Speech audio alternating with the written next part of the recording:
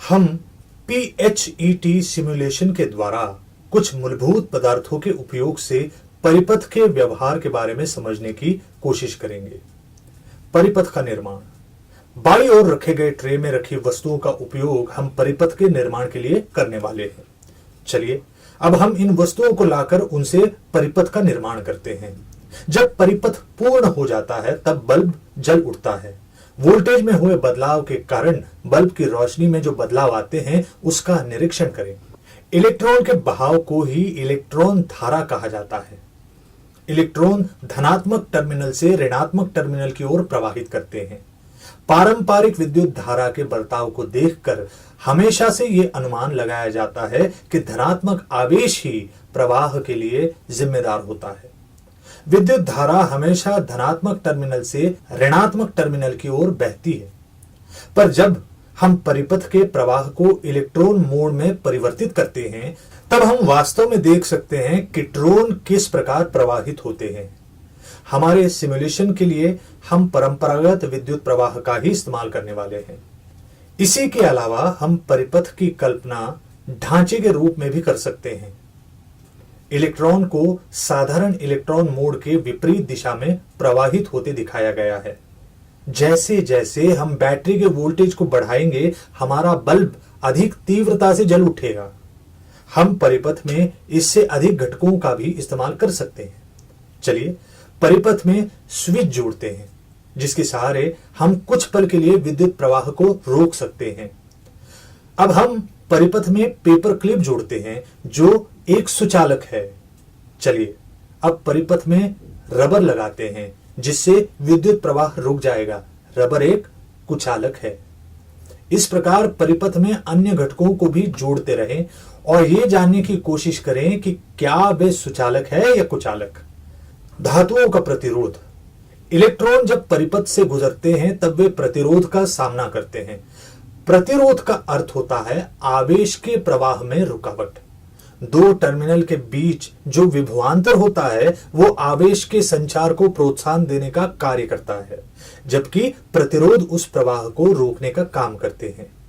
किसी भी पदार्थ के प्रतिरोध तीन चरों से प्रभावित होते हैं: लंबाई, क्षेत्र का अनुप्रस्थ काट और पदार्थ। प्रथम चर वायर की कुल लंबाई प्रतिरोध की मात्रा को प्रभावित करती है। जितनी लंबी वायर उतना ही अधिक प्रतिरोध। आवेश को जिस मात्रा में प्रतिरोध का सामना करना पड़ता है उसका सीधा संबंध उस वायर की लंबाई से होता है जिसमें से वे यात्रा करते हैं। आखिरकार अगर प्रतिरोध आवेशवाहक और वायर में स्थित परमाणुओं के टकराव के फलस्वरूप होता है तो अगर लंबी वायर होगी तो इसका टकराव अधिक मात्रा में होगा और अधिक टकराव का अर्थ है अधिक प्रतिरोध। दूसरा चर है अनुप्रस्थ काट का क्षेत्र। यह भी प्रतिरोध की मात्रा को प्रभावित करता है। चौड़ी वायर में पतली वायर की अपेक्षा अधिक अनुप्रस्थ काट का क्षेत्र होता है, इसीलिए कम प्रतिरोध होता है। जब सारे चर एक समान होते हैं तब आवेश चौड़ी वायर से अधिक मात्रा में प्रवाहित होगा, क्योंकि पतली वायरों की अपेक्षा उनके अनुप्रस्थ काट का क्षेत्र अधिक है। तीसरा चर होता है वह पदार्थ या द्रव्य जिससे वह वायर निर्मित है। सुचालकता के परिणाम में सारे पदार्थ एक जैसे हों यह जरूरी नहीं होता। कुछ पदार्थ अन्य पदार्थों से अच्छे सुचालक होते हैं और आवेश के प्रवाह के लिए कम प्रतिरोध करते हैं। चांदी को सबसे अच्छा सुचालक माना गया है, पर अपनी कीमत के कारण वह कभी भी घरेलू उपकरणों के परिपथ में वायर के रूप में इस्तेमाल नहीं की जा सकती है। तांबा और एल्यूमिनियम यह सस्ते धातु हैं और उनकी सुचालक क्षमता भी पर्याप्त है। इसी कारण घरेलू उपकरणों के परिपथ में इनका इस्तेमाल होता है।